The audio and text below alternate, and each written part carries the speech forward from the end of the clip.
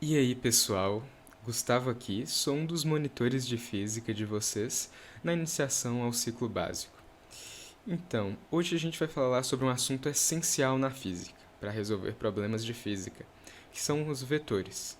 E a gente vai falar de maneira bem geral, não igual em um curso de matemática, de álgebra linear ou algo assim. É bem básico mesmo, para a gente ver o suficiente para resolver alguns problemas na física daqui uns tempinhos. E pra gente, vetores são apenas setas que apontam para algum lugar no espaço. E suas principais características são o tamanho dessa seta, como é dessa daqui, a gente pode chamar de tamanho ou de módulo, e a direção e sentido para a qual essa seta está apontando.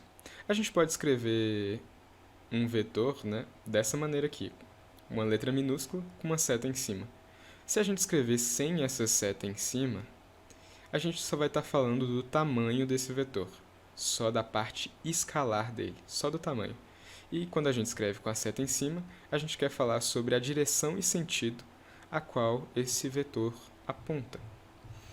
Então, esse vetor aqui tem outra maneira da gente escrever ele, que seria por meio de uma matriz, ou de uma lista de número. Matriz é uma lista de número.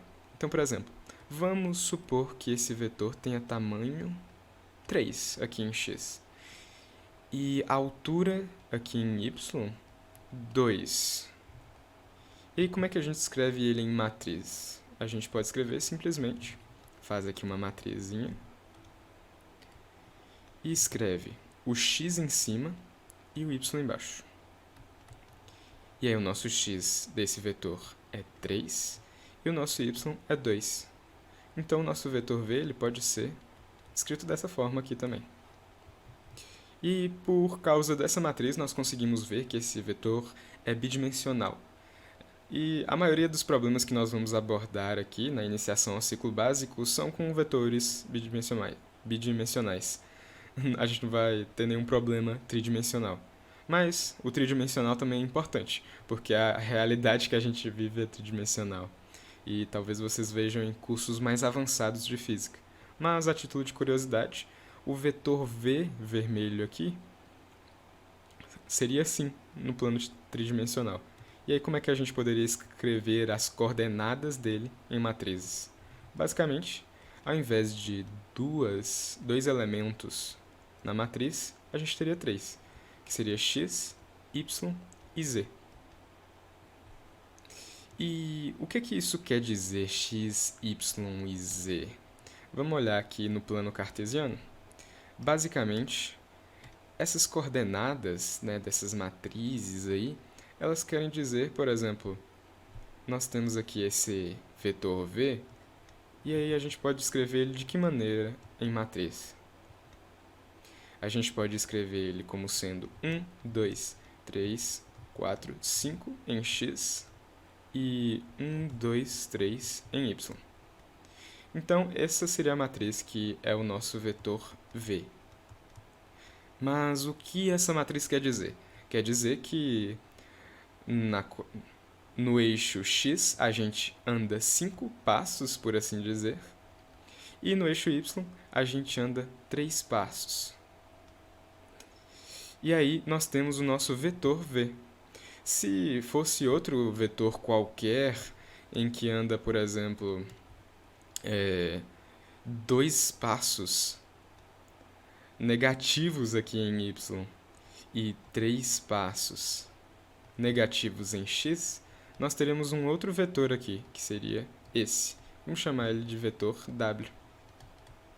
E aí, a matriz dele seria como? Seria em x menos 3 e em y menos 2. Isso que nossas matrizes aqui querem expressar. E nós podemos fazer operações matemáticas com essas matrizes para poder encontrar valores que a gente quer, ou então simplesmente expressar o vetor de uma maneira mais intuitiva. Agora, um assunto importante em vetores seria a soma deles. Então, normalmente a gente pode colocar os vetores aqui na origem, né? Na matemática a gente geralmente faz assim, mas na física a gente pode mover os vetores do jeito que a gente quiser. Porque quando a gente move um vetor, a gente não muda nem o tamanho dele, né, o módulo, nem também para onde ele está apontando. Então, tudo bem mexer com ele. E aí, nesse caso aqui da soma de vetores, a gente vai mexer com esse vetor W e colocar o início dele no final do vetor V. E aí, nós vamos conseguir aqui a soma do V mais o W, que vai ser esse vetor V mais W, que eu já desenhei aqui para facilitar. Então, vamos colocar ele aqui. E por que que a soma desses dois vetores são dessa maneira? Por que que não é de outro jeito? Porque imagina que esses vetores V e W são como comandos para você andar. Então, quando você chega nesse vetor V, o vetor V manda você andar aqui 3 para cima e 2 para o lado. E aí você vai parar nesse ponto aqui de cima. E o vetor W manda você andar 1, 2, 3, 4, 5, 6 para o lado direito, positivo, e 1 para baixo. E aí você vai parar nesse ponto. E aí um vetor equivalente à soma desses dois comandos para você andar seria você simplesmente andar 1, 2, 3, 4, 5, 6, 7, 8 para o lado direito e 2 para cima. E aí seria esse vetor V mais W que dá esse comando. E aí como é que a gente pode usar matrizes para fazer essa soma aqui?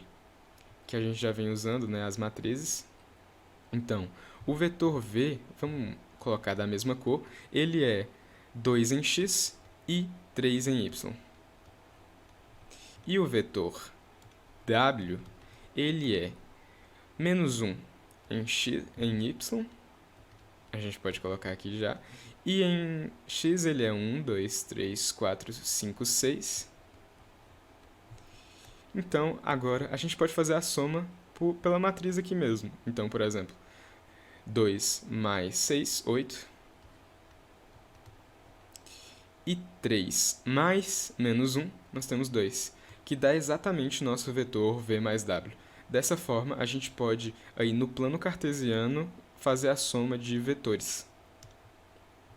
E a gente também tem outra regrinha para somar vetores, que seria a regra do paralelogramo, que a regra do paralelogramo quer dizer nada mais, nada menos do que você fazer aqui um paralelogramo.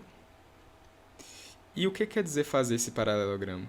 É como se você estivesse mexendo um dos vetores, por exemplo, o W aqui, e mandando ele para cá. Aí você tem o finalzinho dele no início do vetor V, e aí ele ficaria assim, e a gente poderia fazer a soma. Seria uma abstração disso. E aí, quando a gente faz a soma desses dois vetores, a gente tem aqui um vetor que vai daqui até aqui, né, como se fossem comandos para você andar. E aí a gente tem esse vetor Z, que é o nosso vetor V mais W. Qual é o valor desse vetor Z? É 5, porque quando a gente faz aqui, quando a gente vê aqui que é um quadrado e que esses três vetores formam um triângulo, a gente pode aplicar aqui o teorema de Pitágoras. Então quer dizer que o valor de Z ao quadrado é igual ao valor de V ao quadrado mais W ao quadrado. E aí quando a gente substitui tudo, a gente consegue Z igual a 5. Eu encorajo que você faça essa continha aqui você mesmo, para ver se você consegue achar esse valor 5, caso você já não tenha visto como isso funciona. A gente pode fazer isso também para qualquer outro par de vetores, e aí a gente pega aqui e faz um paralelogramo para poder fazer a soma. Geralmente na física a gente pode usar essa regra.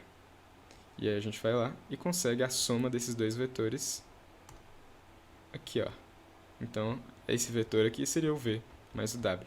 Geralmente a gente pode usar essa técnica. E também a soma de vetores seria a mesma coisa. Seria uma soma, a subtração, quer dizer. A subtração seria uma soma, só que, por exemplo, aqui a gente soma V mais o W. E se a gente quiser somar W mais menos V? No caso, seria W mais menos V. Aí nós teríamos W menos V. Percebam que esse W menos V teria o mesmo valor que o da soma ali, só que apontando para um lugar diferente, né? Então vamos chamar ele de outro de W menos V aqui mesmo. Ele teria o mesmo módulo que esse Z aqui, só que ele aponta para um lugar diferente. Isso é importante para a gente. E por fim, a gente tem a multiplicação desses vetores por escalares, que é importante para a gente também na física. A gente, por exemplo, tem um vetor V, que a gente pode expressar como a gente tem visto até agora, como xy. E aí, quando a gente multiplica por 2, o que acontece com essas coordenadas desse vetor? Basicamente, a gente está multiplicando aqui as coordenadas desse vetor, e a gente multiplica todas. Então, fica 2x e 2y. Então, a gente dobra o tamanho desse vetor quando a gente multiplica ele por 2. E quando a gente multiplica ele por 1/4, a gente divide todas as coordenadas dele por 4. E aí, por isso que ele vai ficar só 25% do tamanho desse vetor inicial. Vamos escrever aqui x sobre 4 e y sobre 4. E quando a gente multiplica esse vetor por um número negativo, simplesmente a gente vai inverter para onde ele aponta. Então, o que acontece quando a gente multiplica, por exemplo, por menos 1? Menos 1 vezes xy fica igual, então, a menos x menos y. Por isso que o nosso vetor vai ficar contrário dessa forma aqui. Vai apontar para sentido contrário ao inicial. E então, é isso, no mais. Bons estudos e qualquer dúvida, até o encontro síncrono.